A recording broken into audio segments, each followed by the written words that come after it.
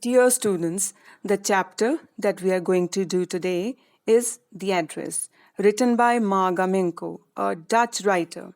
Students, I would like to tell you that the author Marga Minko turned 100 on 31st March 2020. Marga was the family's only survivor of World War II. She spent her days in hiding during the war. Her experiences during war inspired her to start writing novels. Her novels are translated into several languages. The Address is an award-winning story. It got Mutator Prize in the year 1957. Almost everything Marga Minko has written is to a greater or lesser degree marked by her experiences as a Jew in the Netherlands during the German occupation from 1940 to 1945. The Address is a story which underlines the human dilemma that follows war and the death of a loved one. This is brought out through an emotional account of a daughter who goes in search of her mother's belongings after the war in Holland. She does find them, but decides to leave them behind because of the memories that are linked to those objects. The girl's decision to move on in life gives the story an optimistic twist. The main characters in the story are the narrator, who is a young girl, Mrs. S, the narrator's mother, and Mrs. Dorling, an old acquaintance to the family. So the narrator, a young girl, knocked on a door, and as a lady opened it, she introduced herself as Mrs. S.'s daughter. The lady showed no sign of recognition.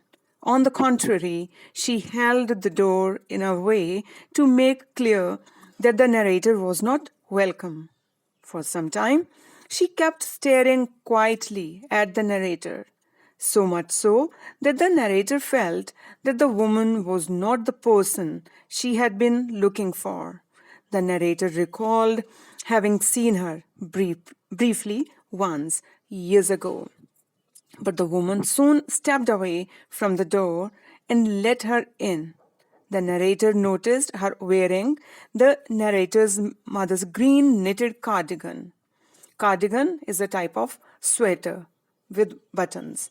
The lady saw her looking at the cardigan and hid herself behind the door. When the narrator asked her about her mother, she said that she had thought that none of the people who had left had come back. The lady regretted her inability to do anything for her, but the narrator insisted on talking to her, as she had especially come all the way to meet her. However, the lady refused to talk to her, and the narrator had no option but to leave. The narrator stood on the doorstep and looked at the nameplate again. It read, Darling, and a little inside was number 46. She walked back to the station, thinking about her mother who had given her that address. What is the address, children? Number 46, Marconi Street. So, years back, her mother had given her that address when, during the first half of the war, she had gone home for a few days. She had then at once realized that various things were missing.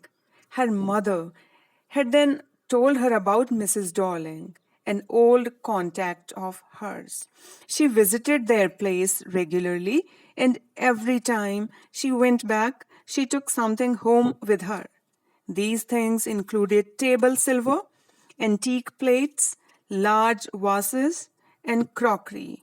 She used to tell the narrator's mother that she wanted to save all her nice things in her safe custody if they had to leave. She recalled her first meeting with Mrs. Dorling.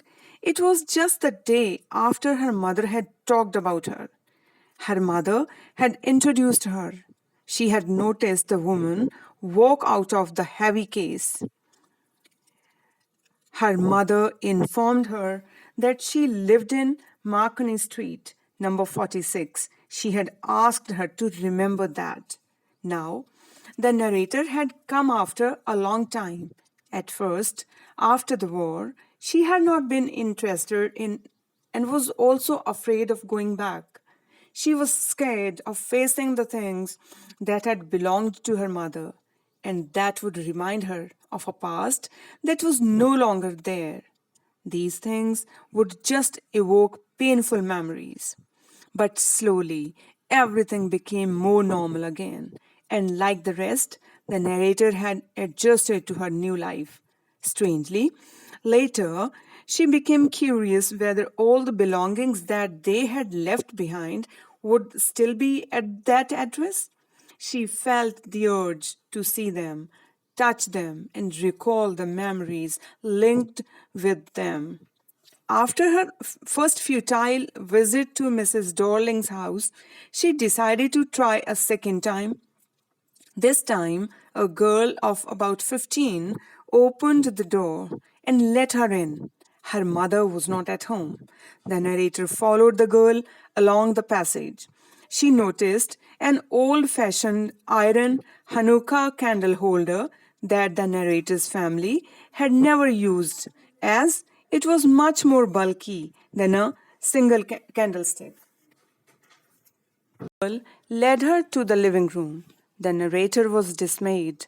The room had things that she had wanted to see again, but which now seemed to have a strange, stressful effect. She could not place what the exact reason was. It could be because of the inelegant way everything was arranged, or because of the ugly furniture, or the humid smell in the room.